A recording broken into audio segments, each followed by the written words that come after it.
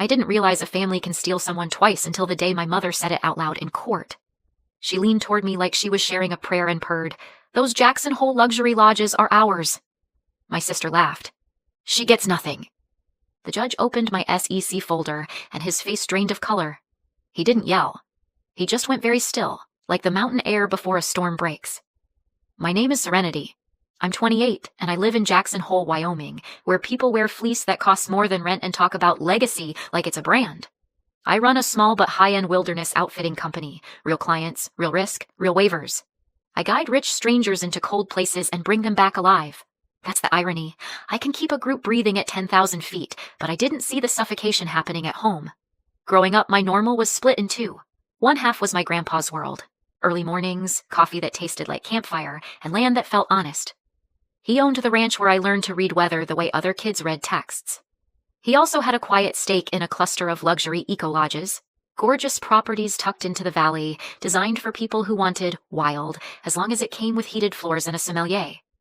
The other half was my mother's world. Polished smiles, controlled emotions, and an endless hunger for looking successful. My father, my biological father, was present in a technical sense, like a receipt. He'd appear for photos, disappear for everything that mattered, then show up later acting like absence was a personality trait. After my mother married my stepfather, everything got shinier and colder at the same time. My sister, Allison, grew up sprinting toward New York, toward money, toward rooms where everyone talks softly because they're too rich to raise their voices. Grandpa was my anchor. He didn't coddle me, but he made me feel chosen.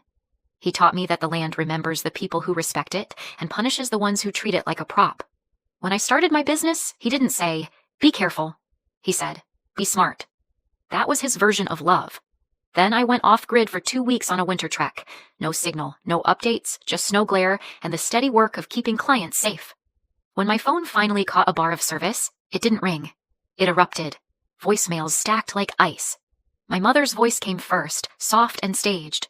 "Serenity, call me. It's your grandpa." My stepfather's voice was next, controlled and annoyed.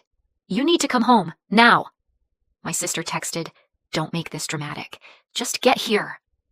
I drove back down into the valley with my hands locked on the wheel, heart knocking too hard. Every mile felt wrong. I kept telling myself it was a scare, a hospital visit, a false alarm. The mountains stayed quiet. The mountains don't lie, but they also don't comfort. When I pulled into the ranch, the driveway was clean. No neighbors, no cars, no funeral traffic, just the house sitting there like nothing had happened. That emptiness hit me harder than any scream could have. I pushed inside and stopped dead. They were in the living room like they belonged there. My mother on the couch with a crystal glass. My stepfather by the mantel, looking around the room the way a buyer looks for flaws. My sister in an armchair, scrolling, barely awake with boredom. My lungs forgot how to work. "Where is he?" My mother set her glass down with a tiny click like punctuation. "Serenity. Where's my grandpa?" I said again, louder. My stepfather's mouth twitched. "You're late." I stared at him. "Late?" My sister finally looked up, eyes bright with that practiced cruelty. "She always is." I swallowed and tasted metal. When did this happen?" My mother clasped her hands like she was about to lead a service. "It was sudden. A heart attack. He didn't suffer." "And the funeral?" I asked, already knowing in my bones. Silence. Deliberate, rehearsed. My mother said, "We had a private cremation." My vision blurred. "Without me." "We didn't want chaos," she replied, and the word chaos landed on me like a slap, like my grief was a hazard. I looked around the room and saw it, an open bottle of my grandpa's favorite bourbon on the sideboard.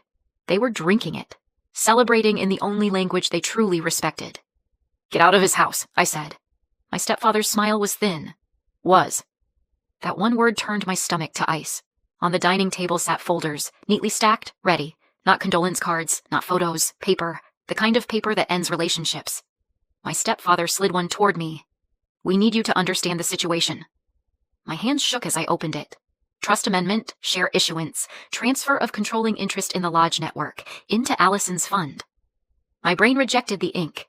No, he wouldn't. My sister leaned forward, voice sweet as poison. "He did." My mother added gently. Toward the end, he wasn't himself. He was confused. "Don't," I said, because the cruelty of that lie made me dizzy.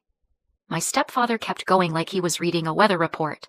"Legally, your stake is negligible now. The properties are under the fund's control." "This is my home," I whispered. My mother's eyes hardened.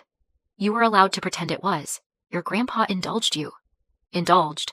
As if he'd been humoring a stray. My sister smiled wider. You can keep playing wilderness girl. Just do it somewhere else. My stepfather stepped closer, invading my space without touching. If you refuse, we can call the sheriff. You'll be trespassing. My throat closed. They cremated him without me, drank his bourbon, and now they were threatening me with law enforcement in the house he built with his own hands. I left before my tears could become entertainment.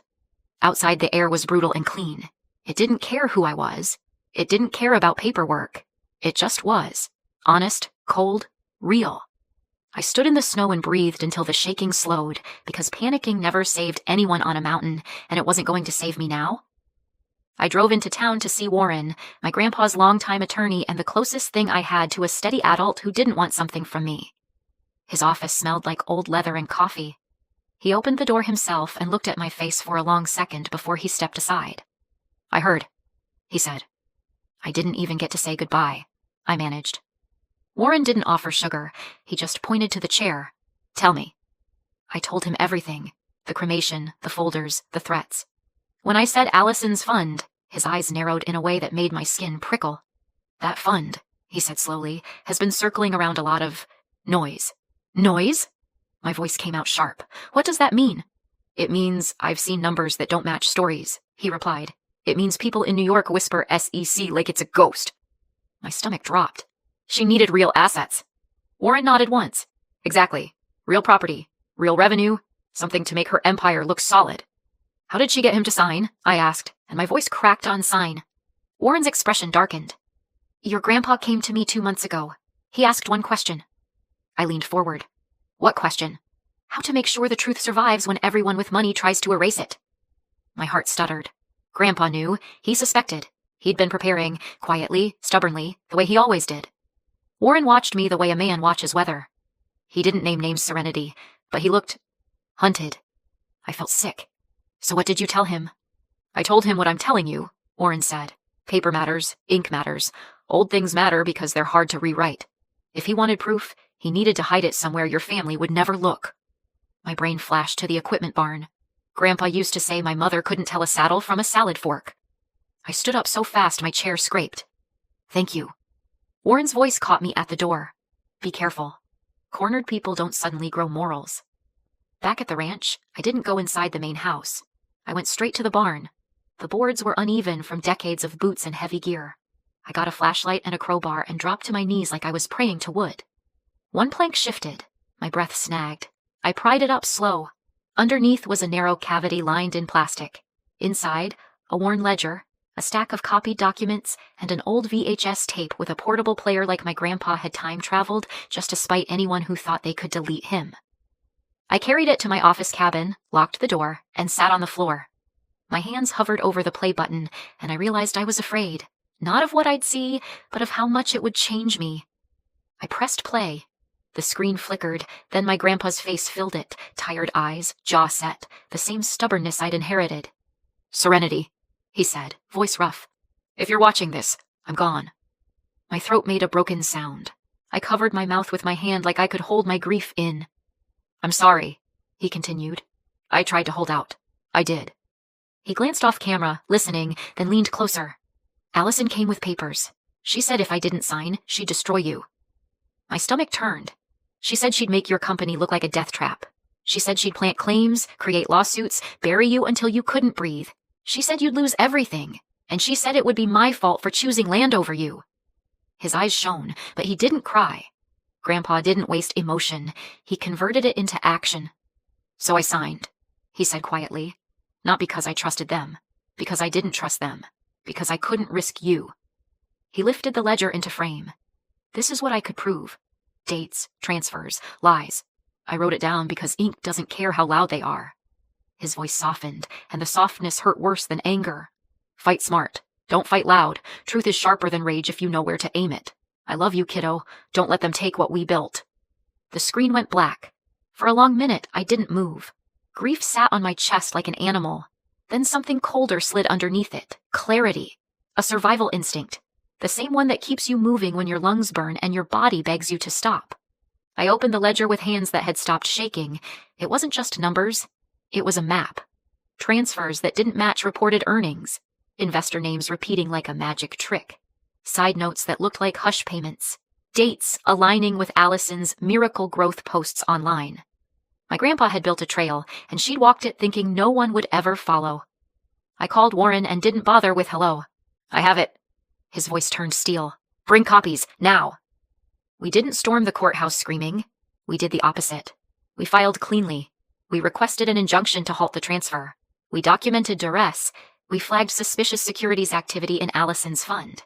We sent copies where they'd hurt the most, places my sister couldn't charm with a smile. During that week, my mother called me 9 times. I didn't answer.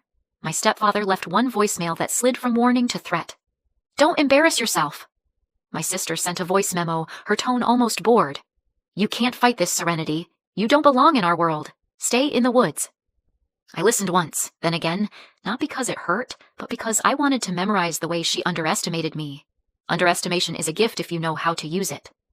The hearing was on a gray morning when snow fell softly, like the valley was trying to look innocent. Inside the courtroom, everything smelled like paper and old heat. Allison sat with her lawyer like a queen arriving to collect tribute. My mother sat behind her, composed, face arranged into concern. My stepfather watched me with that cool calculation, like he was deciding whether I was worth the trouble. Allison's lawyer spoke first, polished and confident. He painted me as a disruptive beneficiary, an emotional granddaughter clinging to sentiment. He talked about efficiency, control, proper management. He made theft sound like responsibility. When my lawyer stood, the room shifted. Your Honor, he said, we are submitting evidence that the transfer was executed under duress and that the receiving entity is engaged in fraudulent securities practices. Allison's attorney smiled like it was cute. Objection. The judge raised a hand. Let me see. As the folder was handed over, my mother leaned toward me and sneered, voice carrying just enough to be heard. Those Jackson Hole luxury lodges are ours. Allison laughed. She gets nothing. I looked at them. Really looked. Not as family, as predators in nice clothing. The judge opened my SEC folder. He froze. His eyes moved faster, then stopped, then moved again like he couldn't quite accept what he was reading. He didn't shout. He didn't posture. He let out a cold, quiet laugh that made the hairs on my arms lift. Then he looked up, directly at my mother and my sister. You two really have no idea what she uncovered, do you? Allison's smile snapped off her face like a mask ripped away.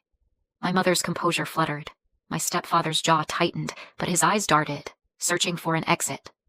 Allison's lawyer tried to recover, voice rising. Your Honor, this is highly irregular. What's irregular, the judge said, colder now, is asking this court to bless a transaction tied to what appears to be securities fraud and extortion. He flipped a page, and what appears to be a recorded statement from the decedent. Allison made a tight, strangled sound. That's not. The judge cut her off with a look. Your grandpa states he was threatened. He states you intended to fabricate liability and destroy her livelihood unless he signed. My mother stood abruptly. He wasn't well. The judge's hand came down on the desk, hard enough to make the microphone squeal. Enough. The courtroom went silent in the ugly way silence does when truth enters and everyone suddenly understands it has teeth. The judge addressed my lawyer. Have these materials been provided to federal authorities? Yes, Your Honor, my lawyer said. Copies have been transmitted. Allison turned to me, eyes wide with fury and fear. You... I met her stare without blinking. I followed the trail you thought no one would see. The judge's voice went official. Petition denied. Injunction granted. This court will refer the matter for federal review. My mother spun toward me, panic breaking through her polish. Serenity, please. We're family. The word family sounded absurd in that room, like a costume they kept wearing even after it stopped fitting. My stepfather stepped in smoothly. Let's talk privately. I let out a quiet laugh. You had private, in my absence. Now we do public. As officers moved and lawyers whispered urgently, my mother's face crumpled into something almost real. You don't understand what you're doing. You'll ruin us. I tilted my head slightly. No, you did. I'm just refusing to carry it. After that, everything happened the way storms happen, slowly from a distance, then all at once. Allison's fund was frozen. Accounts locked. Investors began to panic. The SEC didn't need my emotions. It needed numbers. And my grandpa had left numbers like breadcrumbs. People who once laughed at me stopped laughing. My sister's world, built on confidence and shortcuts, started collapsing under the weight of simple math. My mother tried a different tactic when panic didn't work. She showed up at my office cabin one evening, eyes red, hands shaking, voice softer. "Honey, we can fix this." Fix. Like theft was a misunderstanding.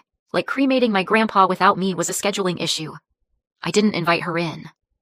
The cold hit her face, and for once she looked like someone who didn't control the weather. "You were always so sensitive," she whispered, like sensitivity was my sin. I stared at her for a long moment and felt something inside me go quiet. "You think sensitivity is weakness because it makes you uncomfortable. Grandpa called it loyalty." Her mouth trembled.